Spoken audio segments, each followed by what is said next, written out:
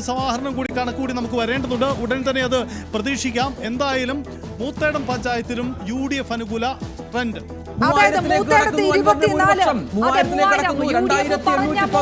UDF ആദ്യം പറഞ്ഞ 3000, ആ 3000ത്തിലേക്ക് 4ാം റൗണ്ട് എത്തുകയാണെങ്കിൽ UDF-നെ ആശ്വസിക്കാം. പക്ഷെ അത് മൂത്തേടം കൂടെ ചേർത്താണ് 24 ബൂത്തുകൾ മൂത്തേടത്തുണ്ട്. ലീഗിന്റെ സീറ്റ് കൂടി അറിയുന്ന രീതിയിലേക്കാണ്. റൗണ്ട് 5-ലും മൂത്തേടമുണ്ട് 14 ബൂത്ത്. റൗണ്ട് 6 വരെ ഈ ട്രെൻഡ് തുടരും. റൗണ്ട് 6 വരെ 7 വരെ തുടർന്നേക്കാം. ഒരുപക്ഷെ അതിനുശേഷമാണ് LDF പ്രതീക്ഷിക്കുന്നത്. തുടക്കം മുതൽ തന്നെ LDF പറയുന്ന നമുക്ക് 3ാം റൗണ്ടിന്റെ ഒരു പ്രധാനപ്പെട്ട കണക്കുകൂടി പരിശോധിക്കാം. അതിൽ 3ാം റൗണ്ട് എന്ന് പറയുന്നത് വഴിക്കടവ് പഞ്ചായത്തിന്റെ 4 ബൂത്തുകൾ ഒഴികെയുള്ള ബാക്കി എല്ലാ വാർഡുകളും കൂടിച്ചേരുന്നതാണ്. ഇവിടെ ആര്യാടൻ ഷൗക്കത്തിന് സമാഹരിക്കാനായത് 11,110 വോട്ടുകളാണ്. പക്ഷേ നോക്കുക, വഴിക്കടവിൽ കഴിഞ്ഞ തവണ UDF സ്ഥാനാർത്ഥിയായ പ്രകാശിന് കിട്ടിയത് 13,436 വോട്ടുകളാണ്. അവിടെയാണ് വെറും 11,110 വോട്ടുകളായി ഷൗക്കത്തിന് കുറവുണ്ടായത് എന്നതാണ് ചിത്രം. പക്ഷേ 4 ബൂത്തുകളുടെ കൂടി ഇതിന്റെ കൂടെ കൂട്ടിച്ചേർക്കേണ്ടതുണ്ട്. എന്നിരുന്നാൽ പോലും ഷൗക്കത്തിന്റെ വോട്ടുകൾക്കൊപ്പം എത്താൻ, അതാണ് പ്രകാശിന്റെ വോട്ടുകൾക്കൊപ്പം എത്താൻ ഷൗക്കത്തിന് കഴിഞ്ഞു. PV അൻവർ വോട്ട് കൊണ്ടുപോയി എന്ന് പറഞ്ഞ അവിടെയാണ് കൃത്യമായി ഷൗക്കത്തിന് വീഴേണ്ട വോട്ടുകളിൽ വലിയ വിള്ളൽ PV അൻവർ 2000, 3000 വോട്ടുകളായാൽ പോലും UDF-ന്റെ വോട്ടുകൾ കൊണ്ടുപോകുക എന്ന് പറഞ്ഞ ചെറിയ കാര്യമല്ല.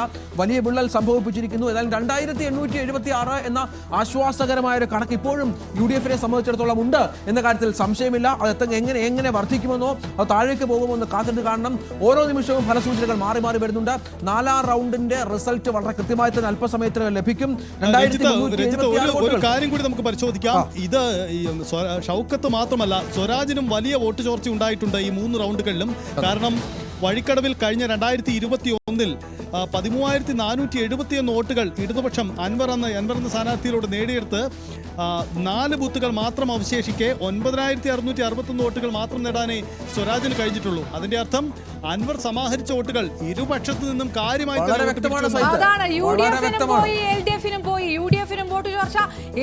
അവിടെയാണ് 5000-ൽ പരം വോട്ടുകൾ അൻവർ വാങ്ങുകയും അവിടെ കറുത്ത കുതിര അൻവർ മാറുകയും ചെയ്തത്. യാതൊരു സംശയവുമില്ല. LDF-ന്റെയും UDF-ന്റെയും വോട്ടുകൾ ഒരുപോലെ ചോർത്തിയ അൻവർ അവിടെയാണ് UDF-ന് വഴിക്കടവിൽ കോൺഗ്രസിന്, മൂത്തേടത്തും ലീഗിന്. ഇനി ലീഗിൽ നിന്നും ഉണ്ടാകുമോ ഈ വോട്ട് ചോർച്ച അൻവറിലേക്ക് എന്ന് ഇപ്പൊ അറിയാൻ പറ്റും. ഈ 12 സീറ്റ് UDF-നുള്ള പഞ്ചായത്താണ് മൂത്തേടം. ആ മൂത്തേടത്താണ് ഇപ്പോൾ എണ്ണുന്നത്. ഒരുപക്ഷെ വഴിക്കടപ്പിൽ കൂടുതൽ ആത്മവിശ്വാസം കിട്ടേണ്ട ഒരു സ്ഥലമാണ്. ആ ആത്മവിശ്വാസം അത് ലീഗ് ആയതുകൊണ്ട്, അത് അൻവർ അപ്പുറത്തായതുകൊണ്ടും.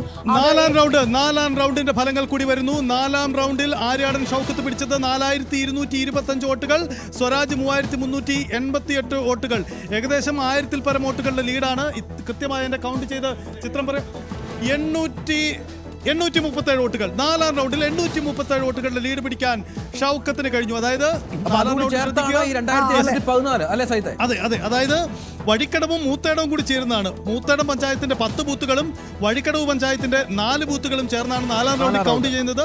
ആ കൗണ്ടിലാണ് 837.